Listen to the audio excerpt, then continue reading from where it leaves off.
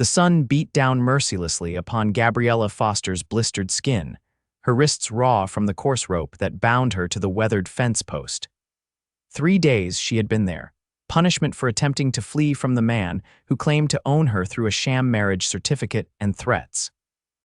Wyoming Territory, 1878, was no place for a woman alone, but death seemed preferable to returning to Victor Holloway's ranch, where bruises bloomed on her skin like desert flowers after rain.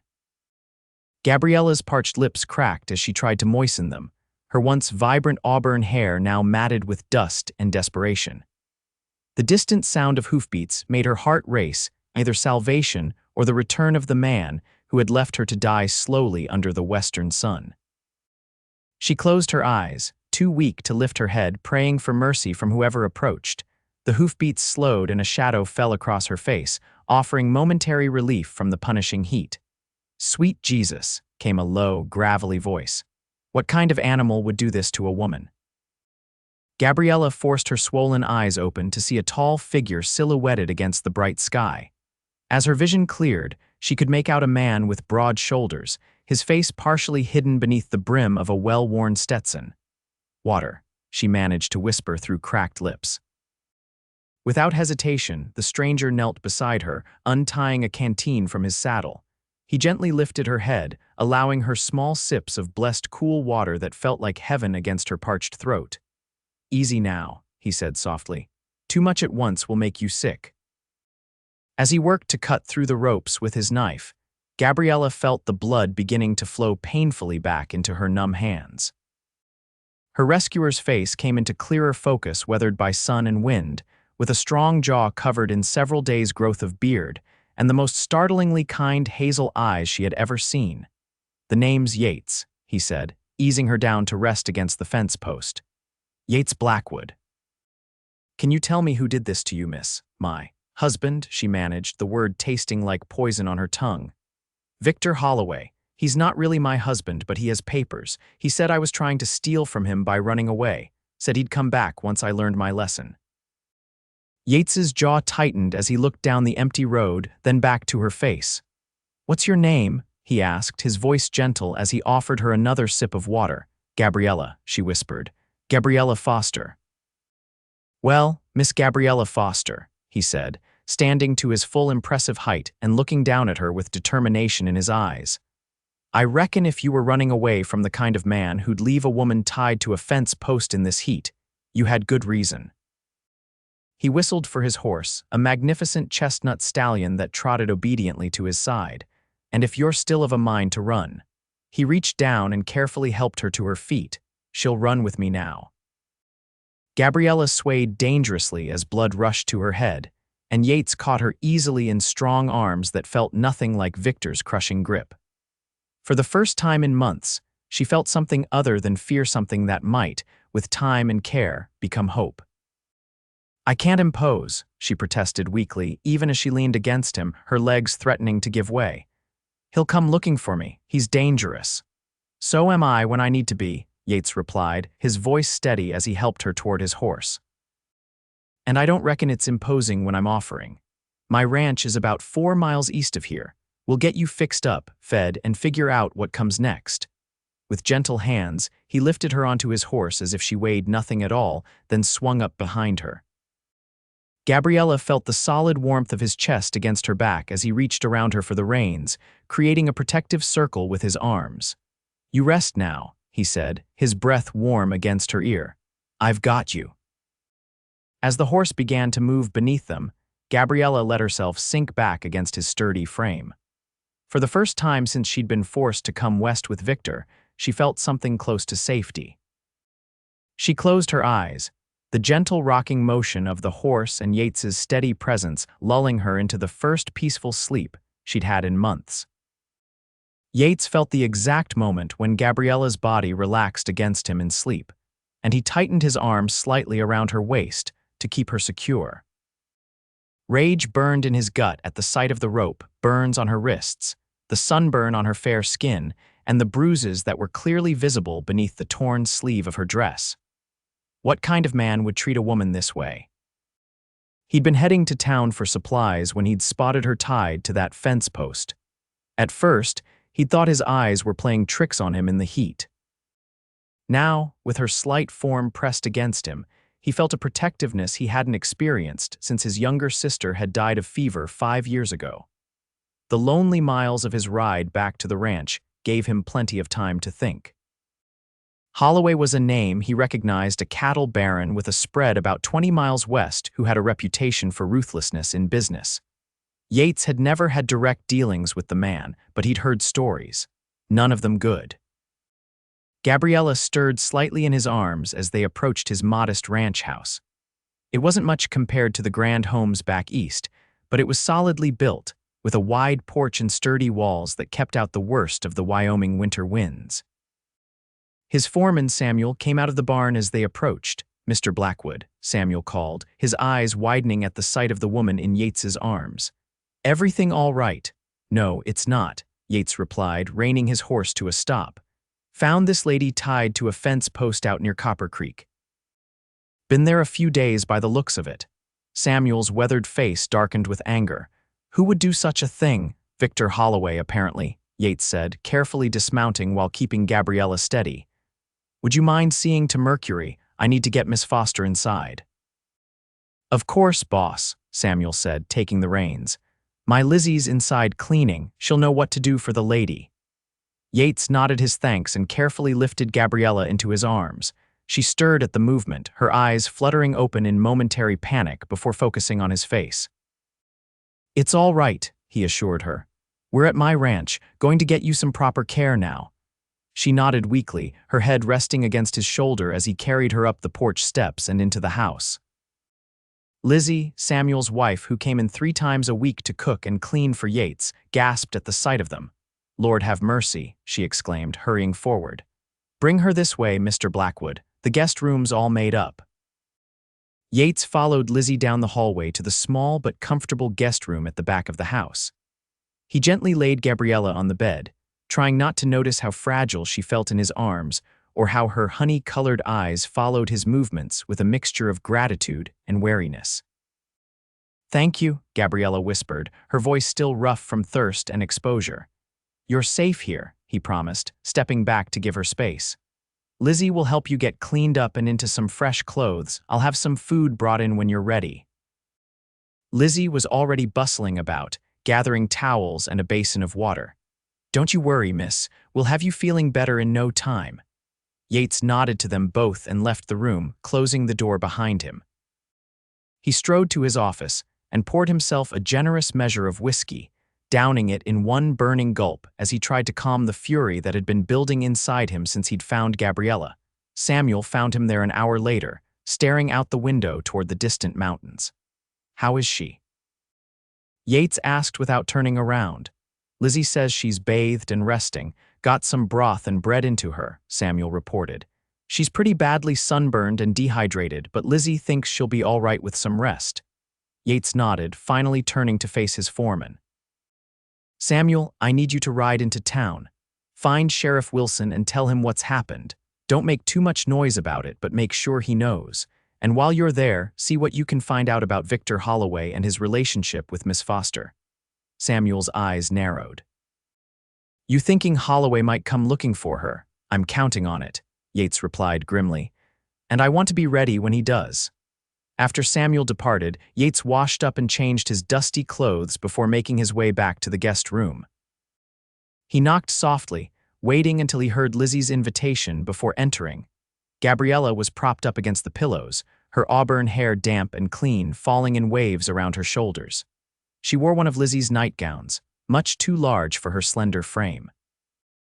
The angry red of her sunburn stood out starkly against the white fabric, but her eyes were clearer now, more alert.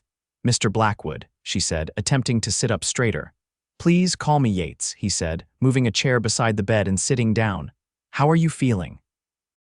"Better, thanks to you and Lizzie," she replied, her hands fidgeted with the edge of the blanket. "I don't know how to thank you properly." "No thanks needed," he assured her. "Any decent person would have done the same." Her bitter laugh surprised him. "You'd be amazed how few decent people I've encountered lately." "I'm sorry to hear that," he said sincerely. "Would you feel up to telling me how you came to be in such a situation? It might help me figure out how best to protect you." Gabriella's eyes darted to the window, then back to his face as if assessing whether she could trust him. Whatever she saw there must have reassured her, because she took a deep breath and began to speak. "My father died last year," she started, her voice growing steadier as she continued. "We lived in Boston. He was a professor at the university there. After his death, I discovered he had left considerable debts. I had to sell our home and most of our possessions." She paused, taking a sip of water from the glass beside the bed. "I took a position as a governess, but the family's circumstances changed, and they no longer needed my services. I saw an advertisement in the newspaper respectable women wanted as wives for established Western businessmen. It seemed providential." Yates nodded, understanding dawning. "Mail-order brides." "Yes," she confirmed. "I corresponded with Victor Holloway for 2 months. His letters were eloquent, describing his successful cattle business and his desire for a refined wife to bring culture to his home. He sent money for my passage to Cheyenne. When I arrived 3 months ago, he seemed different from his letters, harsher, but I had nowhere else to go." Her fingers tightened on the blanket. "The marriage ceremony was performed the day after I arrived, a judge who seemed to be a good friend of Victor's. It wasn't until later I learned that the judge had been disbarred years ago. The marriage isn't legal." "And when you tried to leave," Yates prompted gently, Gabriella's eyes filled with tears. "He caught me at the train station. Said I was trying to steal from him by leaving, that he'd paid good money for me. Her voice faltered. "He beat me that night. Then he dragged me out to that fence 3 days ago, tied me there, and said he'd be back when I was ready to be a proper, obedient wife." Yates felt his hand clench into a fist. He forced himself to relax it, not wanting to frighten her. "You're safe here," he promised. "I've sent word to the sheriff. Holloway can't legally claim you, especially after what he's done." Gabriella's laugh was hollow. "Victor owns half the county, Mr. Blackwood. He has the sheriff, the mayor, and most of the businesses in his pocket. That's why I was trying to reach the train station. I need to get far away from here." "Call me Yates," he reminded her gently. "And Sheriff Wilson is a good man. He's only been here 6 months. I don't think Holloway's gotten to him yet." Hope flickered briefly in her eyes before doubt extinguished it. "Even so, I can't stay here. I've already put you in danger by accepting your help." "I've faced worse dangers than Victor Holloway," Yates said, his voice calm but firm. "My ranch is smaller than his, but I've got good men working for me, and we know this land. You'll stay here until you're well, and then we'll figure out what comes next together." Gabriella studied his face for a long moment, as if searching for deception. "Why would you do this for a stranger?" Yates considered his answer carefully. "I believe people should help each other. That's what civilization is supposed to be about, isn't it? Besides," he added with a small smile, "my sister would haunt me forever if I didn't offer assistance to a lady in distress." This earned him a genuine smile that transformed Gabriella's face, revealing dimples in her cheeks and a spark in her honey-colored eyes that made Yates's heart skip a beat. "Then I accept your hospitality, for now," she said. "But I insist on earning my keep once I'm stronger." "We can discuss that when you're recovered," he said, rising from the chair. "For now, rest. That's an order, Miss Foster." "It's the first order I've been happy to follow in months," she replied, her eyelids already growing heavy. Yates left quietly, closing the door behind him. In the hallway, he leaned against the wall for a moment, surprised by the strength of his reaction to her. It wasn't just her beauty, though she was certainly beautiful despite her current condition. There was something in her spirit, the way she maintained her dignity and determination, even after everything she'd endured. He straightened, pushing away from the wall. Whatever he was feeling could wait. Right now, he had a ranch to run and preparations to make for the inevitable confrontation with Victor Holloway. 2 days passed peacefully. Gabriella slept through most of the first day, her body recovering from the ordeal. On the second day, she felt strong enough to join Yates for dinner in the dining room, wearing a simple dress that Lizzie had altered from one of her own. "This is delicious," Gabriella said, savoring the tender beef stew. "I haven't had food this good since leaving Boston." "Lizzie's cooking is one of the reasons I've never considered hiring a permanent housekeeper," Yates admitted with a smile. That, and I'm not home enough to justify it. The ranch keeps me busy." "How long have you been here?" she asked, genuinely curious about her rescuer. Yates wiped his mouth with a napkin before answering. "About 7 years now. Came out from Pennsylvania after the war, worked as a ranch hand for a few years, saved every penny, then bought this place when the previous owner decided to move to California." "You fought in the war?" she asked. He nodded, a shadow crossing his face. "Union cavalry. Joined up in '63 just after I turned 18, saw things no boy should see." "My father was too old to fight," Gabriella said softly, "but he worked with the Sanitary Commission, helping wounded soldiers who returned to Boston." The conversation flowed easily after that, touching on books they had both read, places they had visited, and their shared love of music. Gabriella found herself laughing at Yates's dry humor and thoughtful observations. It struck her how different this dinner was from the tense, silent meals she'd endured at Holloway's table. As they finished their coffee, Samuel appeared in the doorway, his expression grim. "Sheriff Wilson's here," he announced. "And he's not alone. Victor Holloway's with him." Gabriella's cup clattered against its saucer as her hands began to tremble. Yates immediately stood, moving to her side of the table. "You don't have to see him," he assured her. "You can wait in your room." She shook her head, straightening her shoulders with visible effort. "No, I won't hide." "I've done nothing wrong." Yates studied her face, noting the determination in her eyes despite the fear she couldn't quite conceal. "All right," he agreed, "but I'll be right beside you the entire time." He offered his arm, and she placed her hand on it, drawing strength from his solid presence as they walked to the front parlor where their visitors waited. Sheriff Wilson stood awkwardly by the fireplace, his hat in his hands. Beside him, radiating cold fury, stood Victor Holloway. He was a tall man with silver at his temples and cold blue eyes that fixed on Gabriella the moment she entered the room. "There she is," Holloway said, his cultured voice at odds with the cruelty in his eyes. "I told you she'd be here, Sheriff. My wife has been unwell, suffering from delusions. I've been looking everywhere for her." "I am not your wife," Gabriella said clearly, her fingers tightening on Yates's arm. "The judge who performed our ceremony was disbarred years ago, and these are not delusions." She pushed up her sleeve to reveal the fading bruises and rope burns. "This is what Victor Holloway does to women who displease him." Sheriff Wilson's eyes widened at the sight of her injuries. "Mr. Holloway said you fell from a horse. Did he also tell you he left me tied to a fence post for 3 days as punishment for trying to leave him?" Gabriella asked, her voice remarkably steady. Holloway's face darkened with rage. "She's lying. The woman is unstable, Sheriff. I have the marriage certificate right here." He pulled a document from his coat pocket. "She's my legal wife, and I demand you return her to my custody immediately." "The certificate is fraudulent," Yates interjected calmly. "Judge Reynolds hasn't had legal authority to perform marriages for over 5 years. I believe you know that, Holloway." The sheriff took the certificate, examining it with a frown. "This does have Reynolds' signature," he said slowly. "But Blackwood's right. Reynolds was removed from the bench 5 years ago for taking bribes." "This is absurd," Holloway sputtered. "I paid good money for this woman. She agreed to be my wife." "I agreed to marry a gentleman who existed only in letters," Gabriella corrected.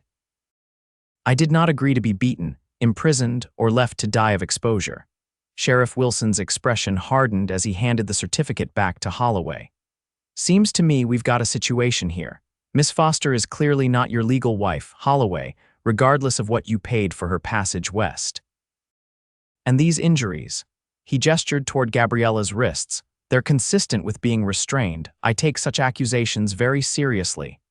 "You're taking the word of this fortune hunter over mine," Holloway demanded, his composure cracking. "Do you know who I am in this county?" "I know exactly who you are," Wilson replied evenly. "And I know who I am, the duly appointed sheriff who answers to the law, not to any man's wealth or influence." Holloway's eyes narrowed dangerously. "You'll regret this, Wilson. Both of you will." His gaze shifted from the sheriff to Yates. "Enjoy my leavings, Blackwood. She's damaged goods, but perhaps that's all you can afford." Yates took a step forward, his expression darkening, but Gabriella's hand on his arm stopped him. "Your threats only prove what kind of man you truly are," she said quietly. A gentleman would wish me well and depart with dignity. For a moment, something like genuine pain flashed across Holloway's face, quickly replaced by cold fury. "This isn't over," he promised, jamming his hat onto his head, "not by a long shot." He stormed out, leaving the front door open behind him. The sound of his horse galloping away filled the awkward silence. Sheriff Wilson cleared his throat. "Miss Foster, I'd like to take your formal statement about what happened if you're feeling up to it." "Of course," she agreed. "I'll be filing charges against Holloway for assault and attempted murder," Wilson continued. "But I should warn you both he wasn't exaggerating about his influence. This won't be simple." "Few worthwhile things are," Yates observed. After taking Gabriella's statement, Sheriff Wilson departed with a promise to return the next day with news of any developments. Yates closed the door behind him, turning to find Gabriella standing by the window, her arms wrapped around herself as if cold despite the warmth of the evening. "You were very brave," he said quietly. She turned to him with a sad smile. "Not brave, just tired of being afraid." "That's its own kind of courage," he replied, moving to stand beside her at the window. "Are you all right?" "I will be," she said, "but I'm worried about you." "Victor doesn't make idle threats." "I can handle Holloway," Yates assured her. "My concern is for your safety. He's going to try to discredit you, maybe worse." Gabriella nodded, having already considered this. "I should leave. Take the next train east." "Is that what you want?" Yates asked, studying her profile in the fading light. She hesitated, looking out at the vast Wyoming landscape that had seemed so hostile just days ago but now held a strange new appeal. "I don't know," she admitted. "I came west seeking a new beginning." "That hasn't changed, even if my circumstances have." "Then stay," he said simply. "At least until this is resolved. We'll face whatever comes together." Gabriella turned to look at him fully, struck by the sincerity in his hazel eyes. "Why would you take such a risk for someone you barely know?" Yates considered his answer carefully. "Because sometimes you meet someone and you just know they're going to matter to you," he said finally. "I can't explain it better than that." A blush colored Gabriella's cheeks, visible even in the dim light. "I should rest," she said softly. "It's been an eventful day." "Of course," Yates agreed, stepping back to give her space. "Good night, Gabriella." "Good night, Yates," she replied, her use of his first name feeling like a small victory as she made her way down the hallway to her room. Over the next week, Gabriella's strength returned rapidly. She insisted on helping around the house, much to Lizzie's initial dismay, though the older woman soon came to appreciate Gabriella's skill with a needle as they worked together to mend shirts and linens. In the evenings, she would join Yates in his study, where they would read or talk until the lamps burned low. During this time, Yates found himself increasingly drawn to her quick mind and resilient spirit. He watched her blossom as the fear gradually receded from her eyes, replaced by curiosity and a quiet determination that he found utterly captivating. For Gabriella, the ranch became a sanctuary. She delighted in exploring the property, often accompanying Yates on gentle rides once her strength permitted.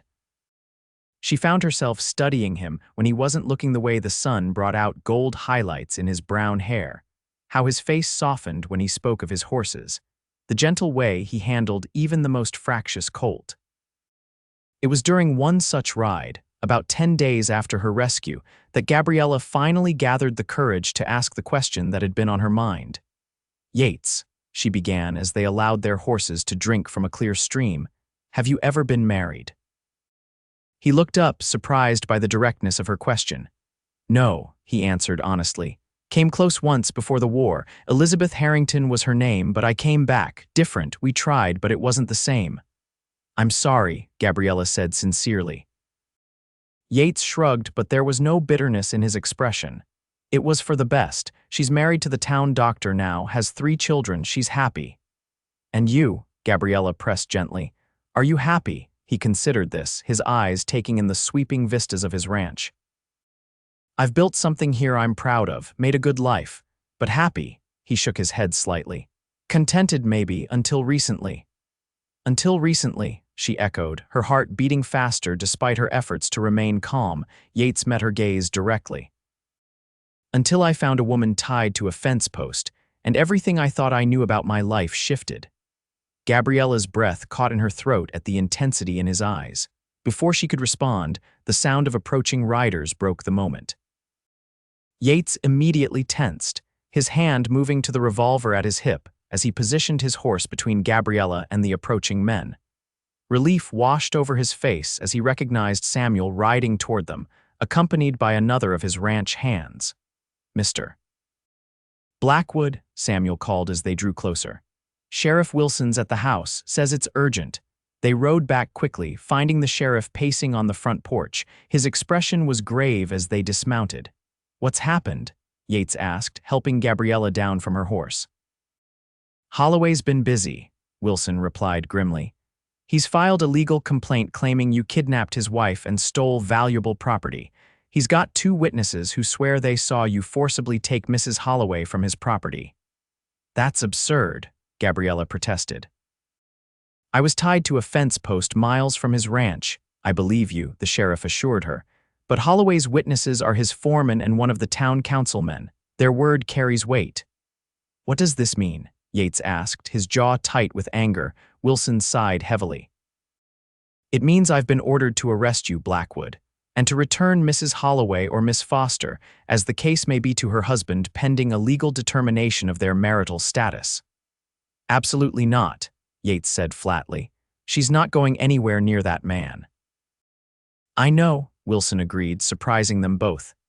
"That's why I rode out here myself instead of sending deputies, to warn you. Holloway's gathering a group of men as we speak. They'll be coming for you both, with or without my authority." "How many men?" Yates asked, his mind already calculating. "At least 10, maybe more," Wilson replied. "I can't openly defy a court order, but I can delay them for a few hours at most." Yates nodded, his expression grim but determined. "Thank you, Sheriff. We appreciate the warning." After Wilson departed, Yates called his men together. "Samuel, get word to the rest of the hands. I want everyone back at the ranch within the hour. Joel, check our ammunition supplies. Thomas, secure the horses in the north pasture." As the men dispersed to carry out his orders, Yates turned to Gabriella, who stood watching with a mixture of fear and determination on her face. "We need to get you somewhere safe," he said. "I have a small cabin up in the hills. It's remote, hard to find if you don't know where to look." Gabriella shook her head firmly. "I won't run and leave you to face this alone. This is my fight as much as yours." "Gabriella," Yates began, his voice gentle but urgent, "Holloway won't hesitate to use force. If something happened to you, and if something happened to you because of me, I couldn't bear it," she interrupted, stepping closer to him. "I've spent months being afraid, Yates. I won't live that way anymore. We'll face this together." Looking into her determined eyes, Yates realized arguing would be futile. "All right," he conceded. "But you stay in the house, away from windows, and if I tell you to run, you run. No arguments," she nodded, accepting this compromise. "What's your plan?" "We'll secure the main house and barn," he explained as they walked toward the house. "I've got 8 good men who know how to handle themselves. Holloway's crowd will be mostly hired guns with no loyalty beyond their pay." Inside, Yates retrieved a small revolver from his desk drawer. "Do you know how to use this?" he asked, holding it out to her. Gabriella took the gun, checking it with practiced ease that surprised him. "My father believed a woman should know how to protect herself," she explained. "He taught me after my mother died." A smile touched Yates's lips. "You continue to surprise me, Gabriella Foster." "Good," she replied with unexpected lightness. "I'd hate to become predictable." The next few hours were a flurry of activity as Yates and his men prepared for the coming confrontation. Supplies were gathered, defensive positions established, and escape routes planned. Through it all, Gabriella remained calm, helping where she could and staying out of the way when necessary. As dusk approached, Samuel spotted a cloud of dust on the horizon. "They're coming," he called from his lookout position. "At least 15 riders." Yates found Gabriella in the kitchen, preparing coffee and sandwiches for the men. "They'll be here soon," he told her. "There's still time for you to head for the hills." She shook her head, wiping her hands on her apron. "My place is here." Something in her quiet certainty moved him deeply. Without thinking, he stepped forward and took her face gently in his hands. Gabriella, he said softly, if we get through this, there's something I need to tell you. Her honey-colored eyes searched his. Tell me now, she whispered, just in case. I think I'm falling in love with you, he admitted, the words feeling both terrifying and perfectly right. I know it's too soon, and there's a whole world of complications between us, but she silenced him by rising on her tiptoes and pressing her lips to his in a kiss that was gentle yet filled with promise. When she pulled back, her eyes were bright with emotion. It's not too soon, she assured him. Not when you feel like coming home after being lost for so long. The sound of approaching horses broke the moment. Yates pressed one more quick kiss to her forehead before stepping back. Stay safe, he ordered. I'll come for you when this is over. The riders drew up in front of the ranch house just as the last light faded from the sky. Victor Holloway sat prominently on a magnificent black stallion, flanked by men whose hard faces and well-worn weapons marked them as hired guns. There was no sign of Sheriff Wilson. Blackwood. Holloway called, "Send out my wife and we can end this peacefully." Yates stepped onto the porch, his revolver holstered but ready. "There's no Mrs. Holloway here," he replied calmly, "just a free woman who's under my protection." Holloway's face twisted with anger. "I have a court order and 15 men who say differently. Don't be a fool, Blackwood. You're outnumbered." "Maybe," Yates acknowledged, "but my men know this land and we're fighting for something worth defending. Are your hired guns that committed to your cause?" A murmur ran through the assembled men, and Holloway shot a warning glance at them before turning back to Yates. "I'm taking her back," he stated flatly. "One way or another. Then you'll have to come through me," Yates replied, his voice steady. Holloway's eyes narrowed. "So be it." He raised his hand, preparing to signal his men forward when a new voice rang out from the darkness. "That's far enough, Holloway." Sheriff Wilson rode into the yard, followed by 6 deputies and, surprisingly, Judge Hamilton from the Territorial Court in Cheyenne. "What is the meaning of this?" Holloway demanded as Wilson and the others dismounted. The judge, a distinguished man with iron gray hair and piercing blue eyes, stepped forward. "Victor Holloway, I've reviewed the evidence presented by Sheriff Wilson regarding your alleged marriage to Gabriella Foster. The certificate is fraudulent, as you well knew. Furthermore, I've taken sworn statements from Dr. Phillips regarding Miss Foster's injuries, which are consistent with severe abuse." "This is outrageous," Holloway sputtered. "I have rights. You have the right to face charges of fraud, assault, attempted murder, and filing false statements," the judge interrupted sharply. "Sheriff Wilson, arrest this man." The color drained from Holloway's face as Wilson approached. For a moment, it seemed he might order his men to fight, but as he looked around, he saw several of them already backing their horses away, unwilling to face the law for his sake. "This isn't over," he hissed as Wilson handcuffed him. "Yes, Mr. Holloway, it is," the judge stated firmly. "Your influence in this territory is at an end. I've already wired the governor about your activities." As Wilson led Holloway away, Gabriella appeared in the doorway behind Yates. The judge smiled kindly at her. "Miss Foster, I presume? I'm Judge Hamilton. Sheriff Wilson has told me of your ordeal. I'd like to formally apologize on behalf of the Wyoming Territorial Court for the trauma you've endured." "Thank you, Your Honor," she replied, moving to stand beside Yates. "What will happen now, Mr.?" "Holloway will face trial for his crimes," the judge assured her. "Given the evidence and witness statements, I'm confident justice will be served. As for you," he glanced between her and Yates with knowing eyes, "you're free to build whatever future you choose." After the judge and remaining deputies departed, promising to return the next day for formal statements, Yates and Gabriella stood together on the porch, watching as the stars emerged in the vast Wyoming sky. "It's really over," she said wonderingly. "I can hardly believe it." "Believe it," Yates replied, taking her hand in his. "You're free, Gabriella." She turned to face him, her expression thoughtful. "Free to go wherever I choose." "Yes," he affirmed, though the thought of her leaving created a hollow feeling in his chest. "If you want to return east, I understand." "You have a life to rebuild." Gabriella stepped closer, her free hand coming up to rest against his cheek. "What if the life I want to build is here?" she asked softly. "With you," hope bloomed in Yates's heart as he searched her face. "Are you sure?" We've known each other such a short time, and after everything you've been through, sometimes you meet someone and you just know they're going to matter to you," she interrupted, echoing his words from days earlier. "I can't explain it better than that." Yates smiled, drawing her into his arms. "Then stay," he whispered against her hair. "Stay and run with me, not away from something, but toward everything we could be together." Gabriella lifted her face to his, her eyes shining with tears and promise. "I'm not running anymore," she vowed. "I'm home." Their lips met in a kiss that sealed their pledge, as the Wyoming night wrapped around them like a blessing, offering the promise of new beginnings and a love born in the most unexpected of circumstances. Over the next few months, Gabriella truly made the ranch her home.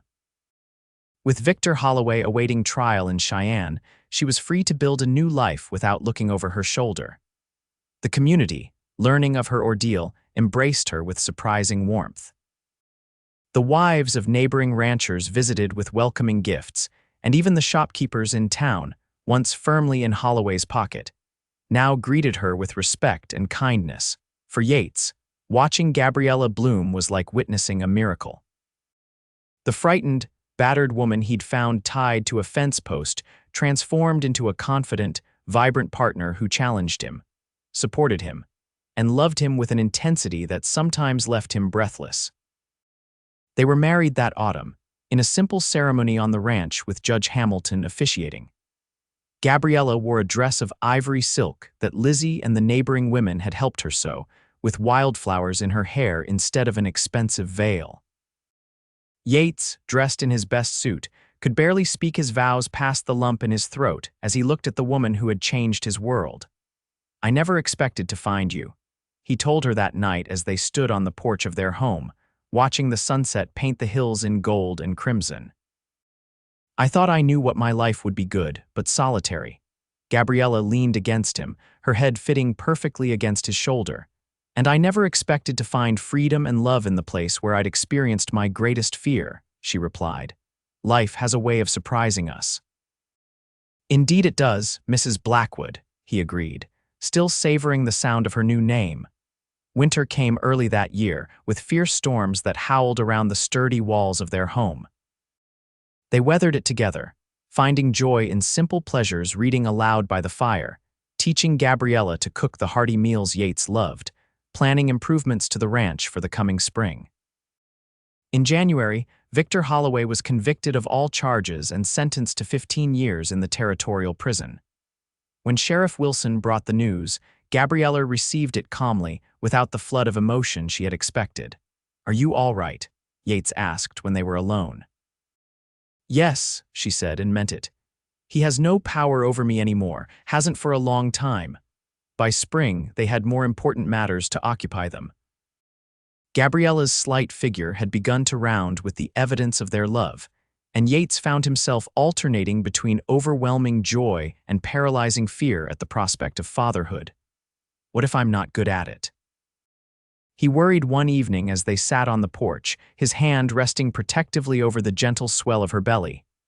"My own father was, distant at best. You'll be wonderful," Gabriella assured him, covering his hand with hers. "You have so much love to give, Yates. I see it every day in how you care for everyone around you, your men, your horses, me. This is different," he protested. "This is our child. And we'll learn together," she promised, "just as we've learned everything else." Their daughter, Grace Elizabeth Blackwood, was born on a perfect summer morning, with sunlight streaming through the bedroom windows and meadowlarks singing in the cottonwoods outside. She had her mother's auburn hair and her father's hazel eyes, and from her first lusty cry, she owned Yates's heart completely. "She's perfect," he whispered, cradling her tiny form with hands that had broken wild horses and built fences but now trembled with the precious weight of his child. "She is," Gabriella agreed, exhausted but radiant, "and she's ours." As Grace grew, so did the ranch. Yates's careful management and innovative breeding program gained recognition throughout the territory. They built a larger home to accommodate their growing family and the frequent visitors who found their way to the Blackwood Ranch. 2 years after Grace's birth, Gabriella gave birth to twins Robert Samuel and Thomas James, who brought chaotic joy to their lives with their boundless energy and mischievous spirits. Yates proved to be a natural father, patient and loving, yet firm when needed.